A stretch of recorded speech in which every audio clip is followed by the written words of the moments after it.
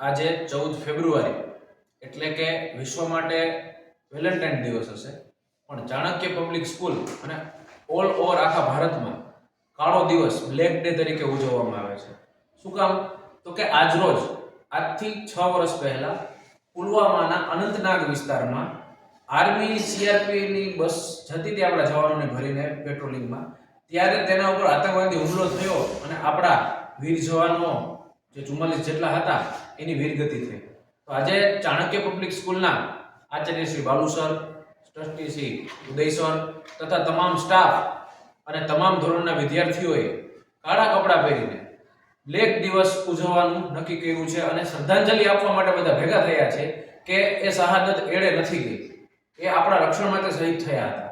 તો એવા વીર જવાનોને શ્રદ્ધાંજલિ આપવા માટે અમે બધા અહીં ભેગા થયા છીએ. તો એના માટે 2 મિનિટનું બધા મૌન પાડીશું.